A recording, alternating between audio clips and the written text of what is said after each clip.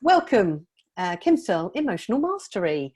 Thank you very much for joining us here today. I'm here with Danny Reid, and we're going to be talking today about the V movement. Very much something that I think is up and coming in terms of what it's doing, and I'll get Danny to explain that a bit more in a moment. So these sessions, Danny and I have decided we're going to just chat about life, the universe, whatever comes to mind, and see where it may take us. And you may find it interesting. So, you're more than welcome to join us on this journey because we've no idea where it's going to go. Danny, welcome. How are you? Hiya, Kim. I'm good, thanks. Just as I say, the V movement. I'm still exploring LinkedIn quite heavily, pre-redundancy. Still no major concerns, and just taking each day as it comes.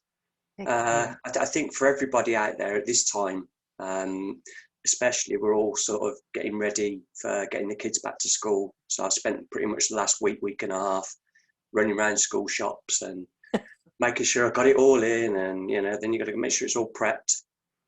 And yeah, they're quite pleased with myself. My daughter's gone back to school last Thursday. Lovely. And yeah, we're plodding on, so it's good. So how's she getting on with that whole going back to school and mask wearing and all that? Is she okay? Is she happy? Yeah, she's coping. She says that it's no major difference. I think today was a bit of a tough one because she goes to a rural school which support animal care lessons. So they've got animals at the school, but a bit different to regular inner city schools. And they also support construction and engineering. So for argument's sake, good example, last year, she was in a workshop changing a wheel on a car and learning about that. The reason I bring it up is obviously with the animal care side, they have to go and they wear a set of overalls. Some people call it a boiler suit. I've always known it to be overalls, and overalls usually meant you were in a mechanic's office or something of that ilk. So because the kids are being told that they can't get changed in close proximity for PE or any other activities, obviously she's had to go in her overalls, which she wasn't over keen on. As I'm sure you can imagine, 14-year-old girl stomping around the streets in a set of overalls. So that was interesting, but she cracked on. She's getting on with it. So not good for the street cred, is it, really? Yeah, well, she's a bit like me. She's not worried about street cred. So she's lucky in that sense. Oh, perfect. But no, very good. So, I mean, we mentioned the V movement. So part of my exploring LinkedIn and building up a network, I come across a lady called Heather Edgington, and in line of that, I follow a lady called Gillian Thompson. I've got to be brutally honest, I don't know exactly what they both do, although I am conscious that they are life coach or leadership style coaches of some ilk.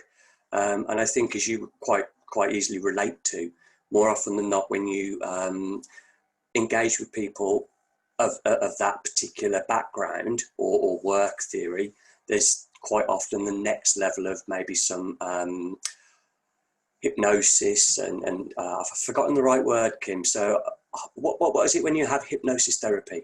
Hypnotherapy or hypnotherapy. It's all therapeutic stuff, isn't it? Coaching tends to be on the other side of therapy.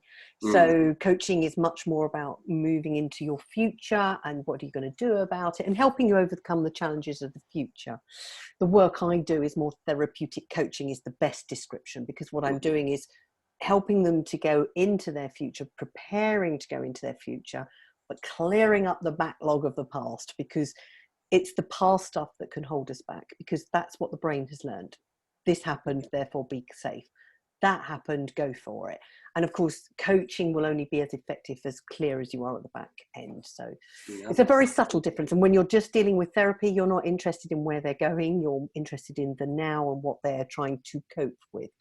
So this V movement ties in quite nicely. So in our corporate world, it would have been a strategic and or a tactical.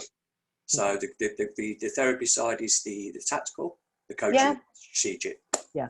just for anyone who's in the corporate world, just get you on our same page. Yeah. Good call, actually. I had never thought about putting it in those terms, but yes, it is. And of course, what I'm doing is sort of tactical with some strategy.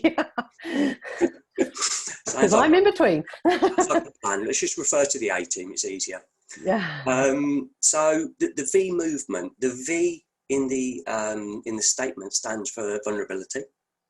And as I said, I came across it. I've attended a couple of YouTube sessions with numerous other people, where both Heather and Gillian have presented what they want to share. And then there's been interactivity within the comment sections from the people who are attending and offering their thoughts and their inspirations.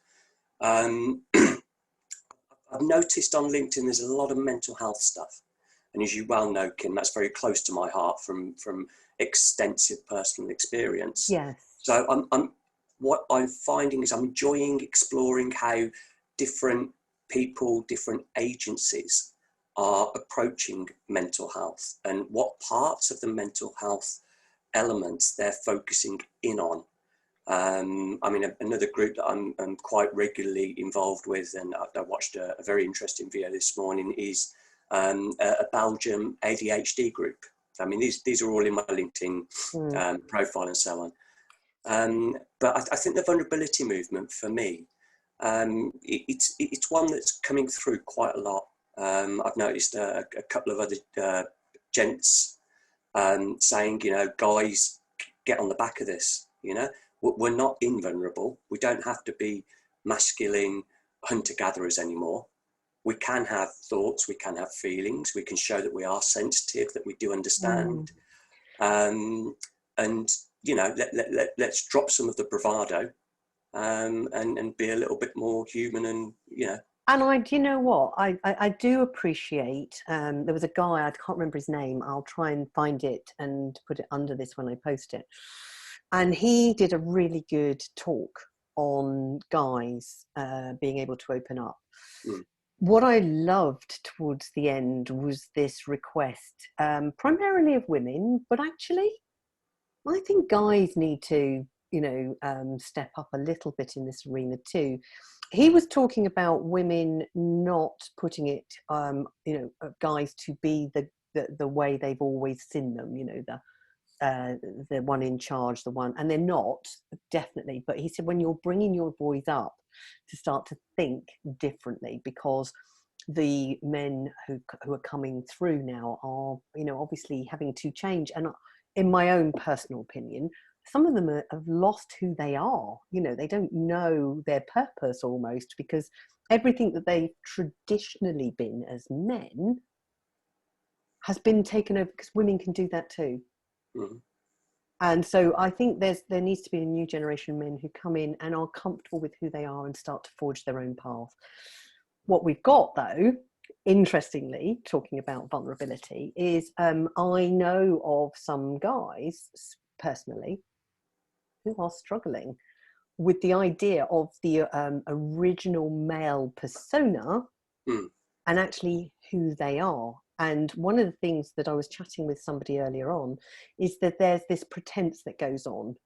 And so, you know, come on, mate, pull yourself together, you know, and all those other phrases that you got probably when you were a teenager, I don't know, but, you know, grow a pair, be a man, do this, do whatever. They're not helpful, particularly when they're probably said by somebody who's also got issues, because what they're trying to do is pretend that they are, you know, more of this old type of role model, rather than hold on a moment, I've got a problem. And I think the thing I love about what you're saying about this V movement coming through is that anything that helps us to drop that persona, because it's not just men, women do the same now as well. We put on a facade, you know, you've only got to watch Only Way is Essex or any of those other shows. The women are all trying to be something they're not. So I think there's a lot of facades that go on, but I do think with men particularly, there's a lot of work that we can do as women to help facilitate and allow guys to show their feelings and be sensitive. Don't know, I'm just out loud at the moment, but it ties in really quite well with what you're saying. And that's what I wanted to do with these sessions, and I'm with you 100%. I mean, there is a bit of a flip side to it. It's quite interesting. And again, I sometimes feel like whenever I talk, I always talk about myself. So apologies anyone if it's getting a bit of a drone. But the other side of the male bravado and masculinity is the way that women are perceived. And argument's sake, the Daily Star. Yeah, I can't believe that document still gets published. You'd open it, you'd look at page 3 and you'd say, what beautiful eyes. And you'd look at the guy next to you. For me, I've never been comfortable with that. No. Whether that sounds too strange. And even, and just as we're talking, Kim, even saying I've never been overly comfortable with that, my own personal thoughts, the stereotypes creep in, and it's like, well, if you're not comfortable with it, Dan, you must be gay. And it's interesting. That whole critical voice in your mechanism, head. Exactly. And I know that I'm not perfectly comfortable on that front. No issues with, giving another bloke a hug and all that kind of good stuff. But yeah, over the course of my life, I have, come across a lot of guys, of men, just aren't comfortable with it, can't function with it. No, because of the way they've been brought up, which is where I guess the women need to be a little bit more aware of. And, it's going to take a while. It may take another generation or two to get it to a place where we can be treated as equals, regardless of our gender. And of course, obviously, we've got all the other genders going on. So please forgive us if we're just focusing on male and female. But I know there's a lot of other genders out there. But wouldn't it be awesome if we could just meet people on the level that they are a person? And then things like vulnerability, and we need to talk a little bit more about that, would be less of an issue. It's this being us, and the work I'm doing is all about being you more, so that you can just be. And vulnerability is just something that we've learned.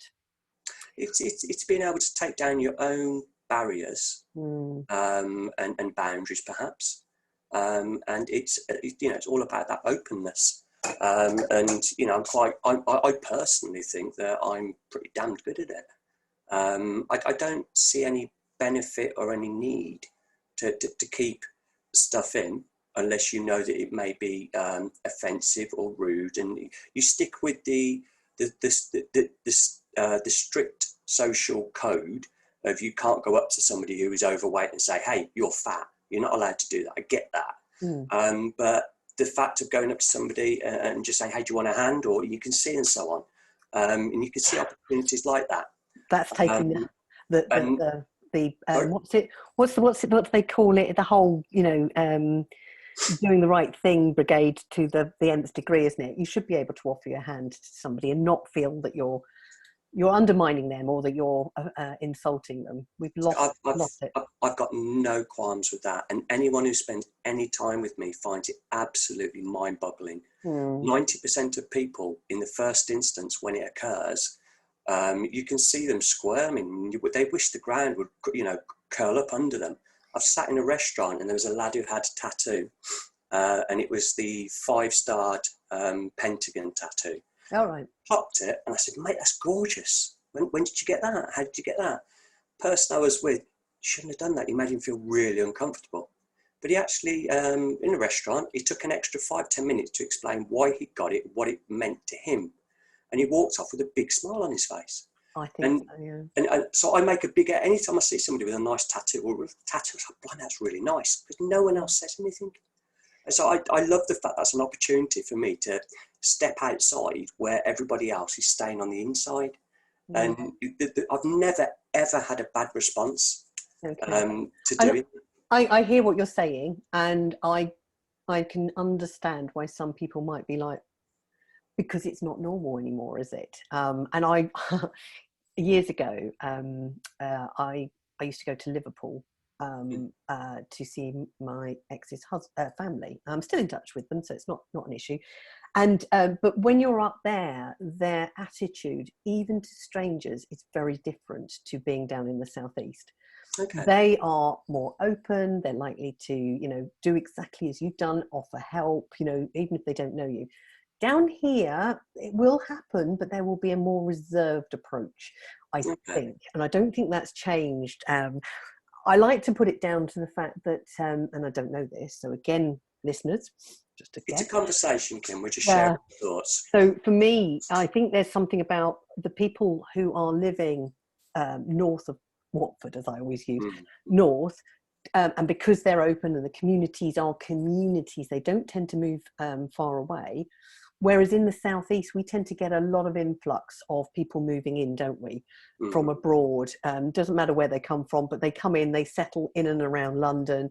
They will then move out, but right now they'll be in and around London. So we get a lot of multicultural people, and of course that can be a little harder to cross.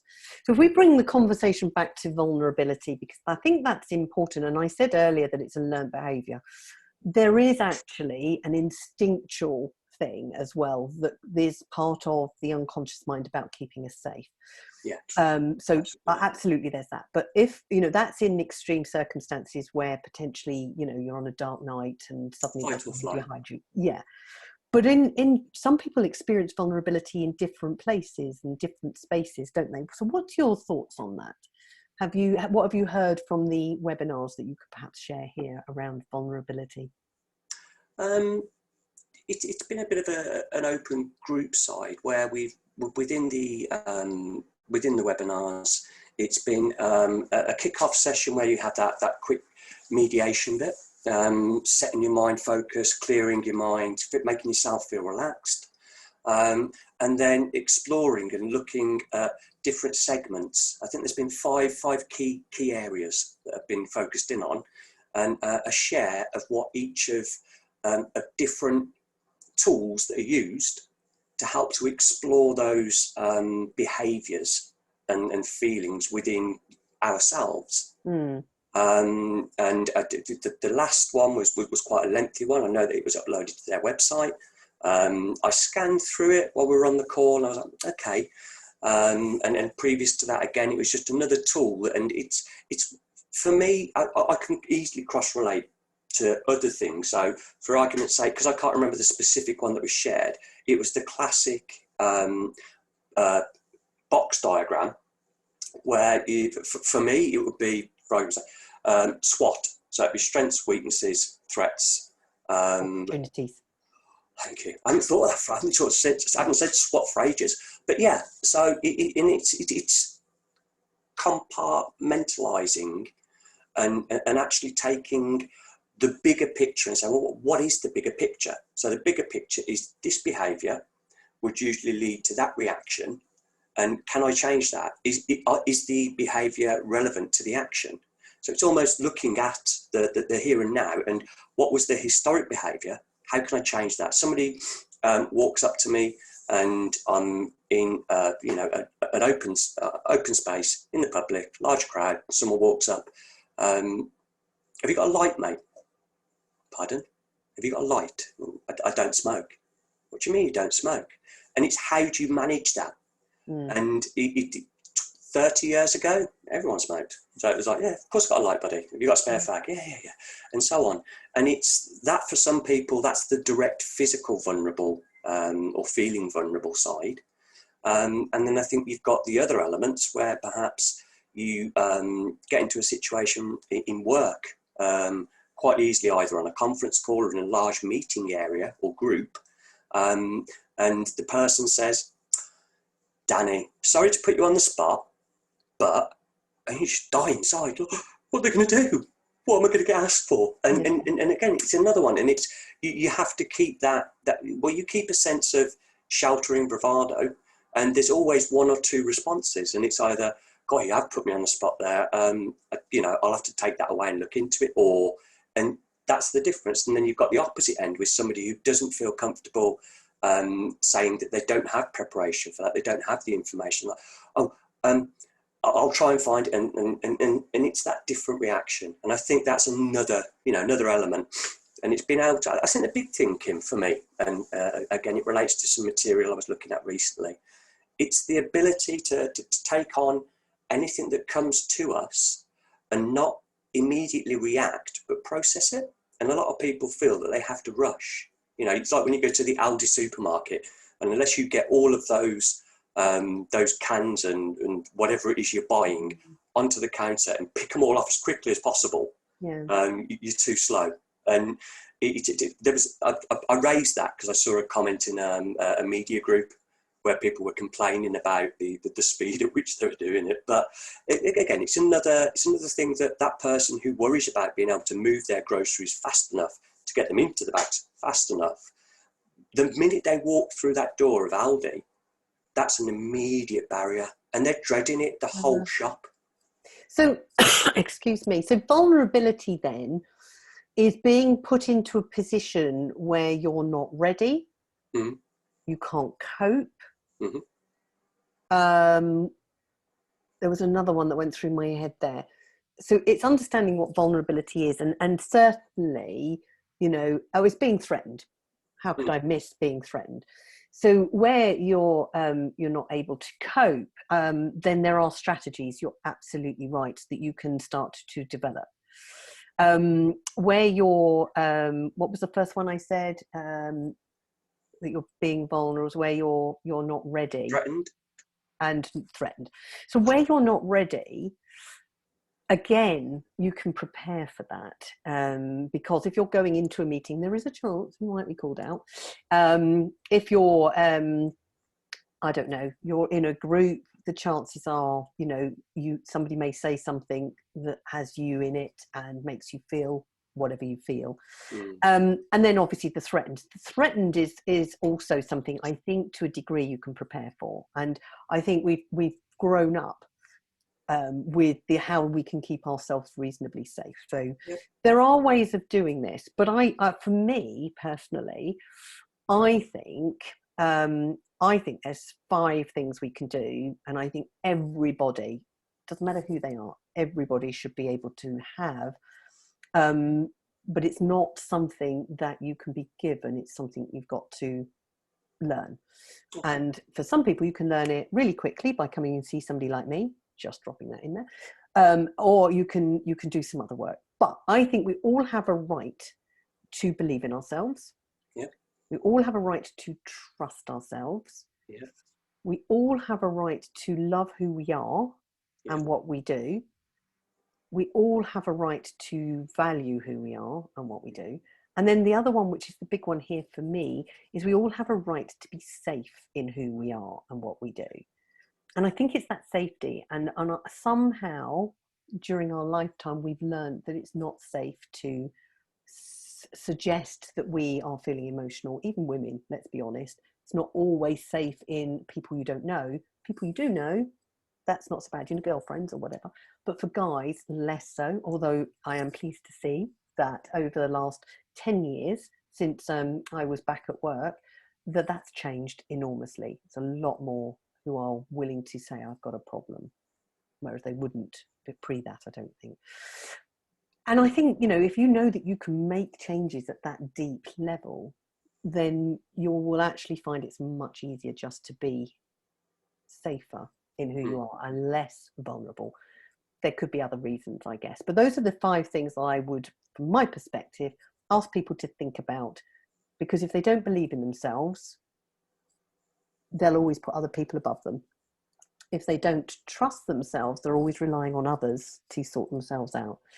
If they don't love themselves, then, you know, everybody's going to be better than them. And if they don't value themselves the same, but if they don't feel safe, it doesn't matter who's around them. It won't matter who's around them. If they don't feel safe being able to talk out and say their opinions, the same thing, they're going to feel vulnerable, I think. Yeah, absolutely. So, you know, I'm sure both you and I, while even discussing it, reflecting in our own minds, thinking back to occasions when that has occurred. Starting a new job, learning new skills, and suddenly being in a position where you've got to put those new skills into place, and you just, everything goes blank. It's just, Danny, have you done this? Absolutely. Blast. And you do. And I think it's frustrating. So from the opposite end of the coin, and I don't know what your views are on this, so it'll be quite interesting.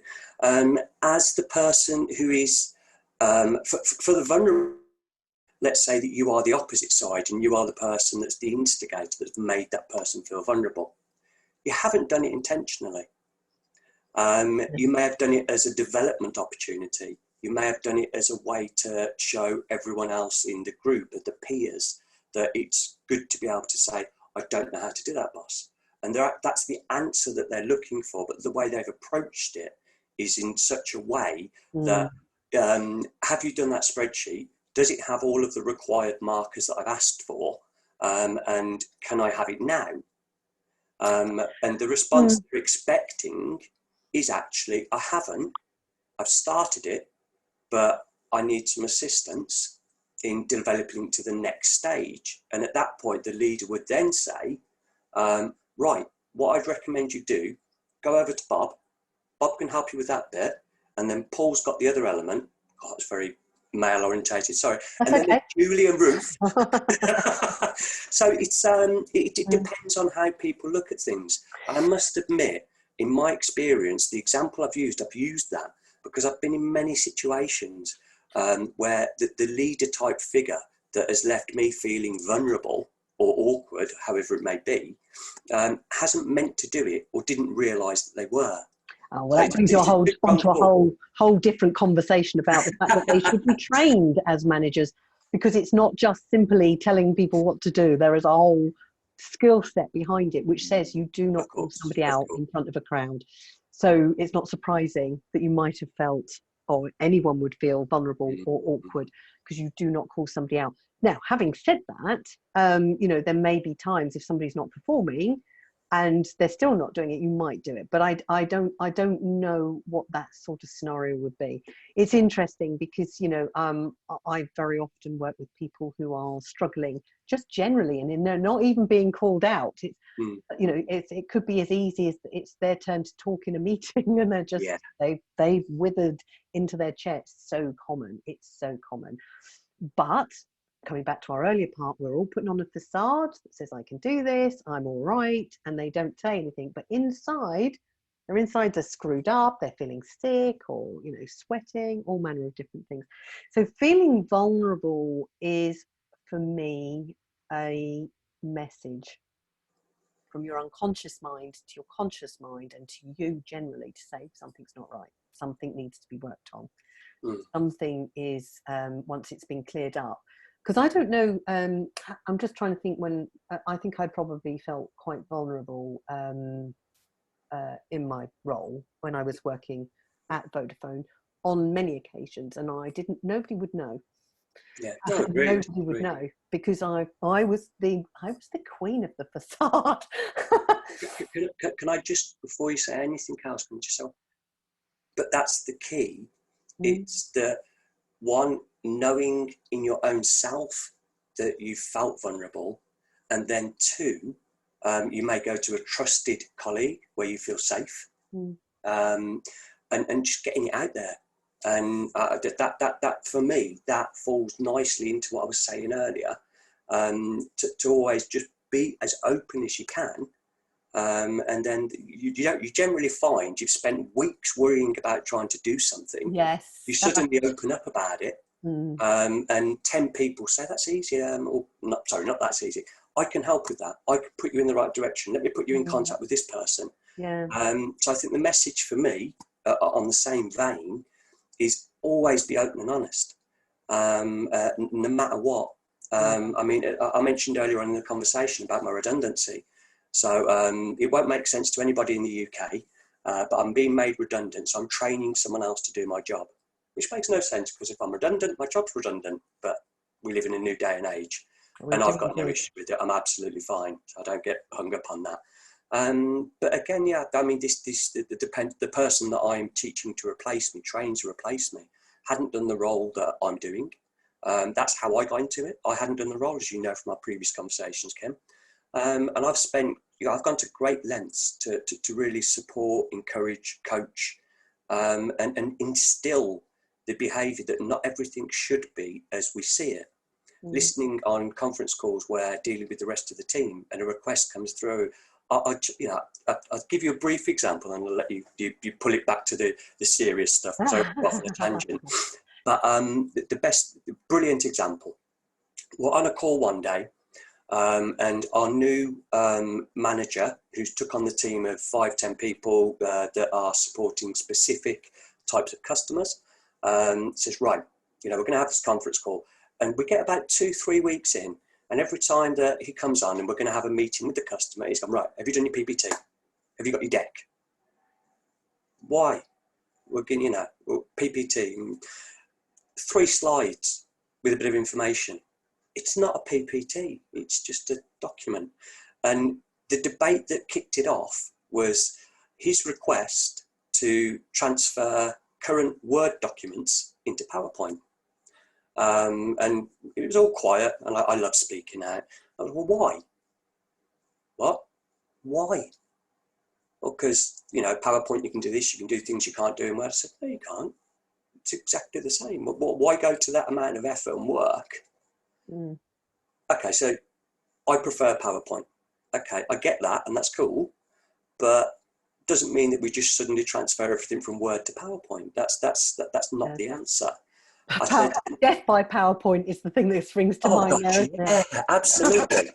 But it's, and what I did there was I challenged, and it kicked off a very good, productive conversation with that manager and the team on how we wanted to manage our documents, how we wanted to present our documents, what information we wanted to present, and how we wanted to move forward on that. Yeah, probably where he was coming from was he didn't want too much information, because obviously with the Word document, lots of words. Whereas the idea is, and some people still miss this, I've seen it before in PowerPoint, they put all the words on the screen. It's like, well, you've missed the point there. Yep. The idea is, 3, maybe 5 bullet points at most, with very few words. Ideally, pictures apparently is the latest thing.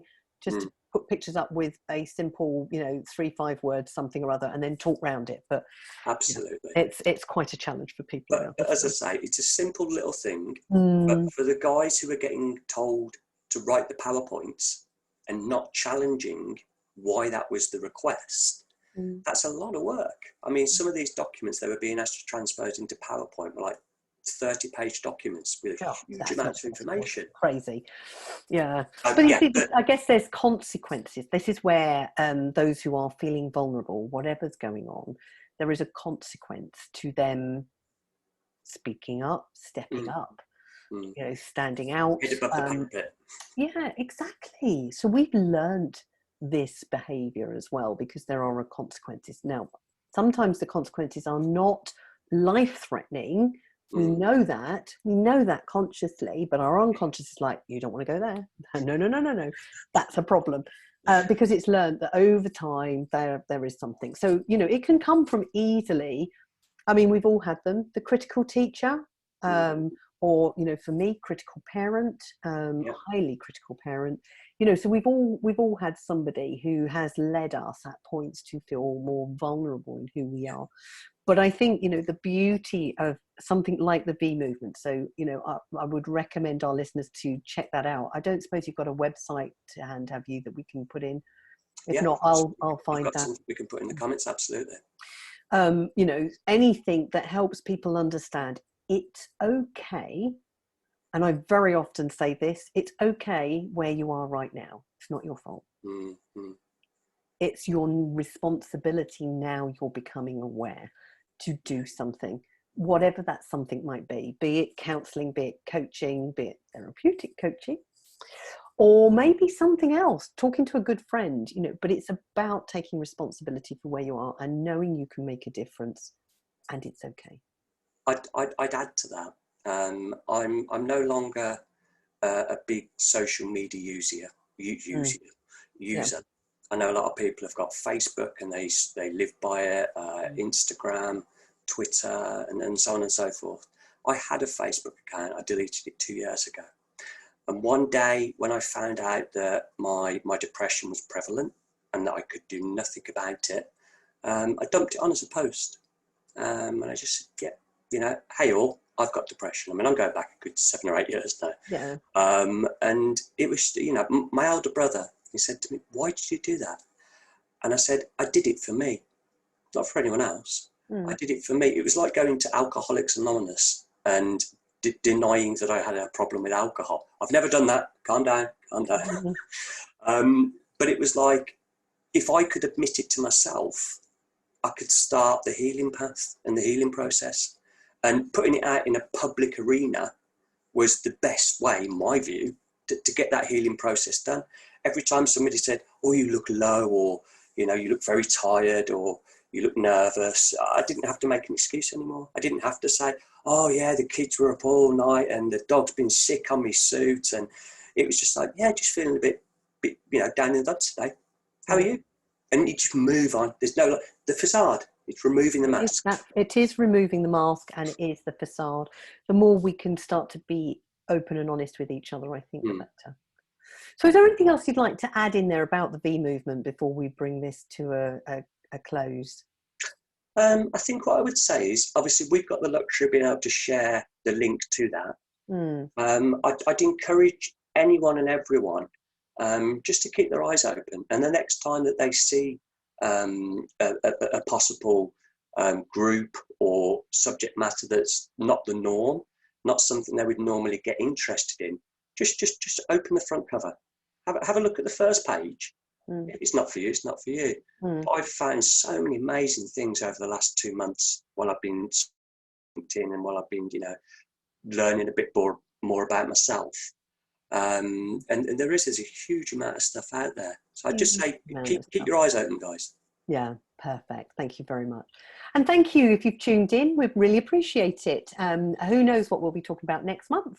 Whatever comes to mind, and hopefully that will also, it will always be around mental and emotional health, and, you know, possibly branching out into other areas. But thank you for joining us. My name is Kim Searle, Emotional Mastering, and thank you to Danny Reid. Thank you.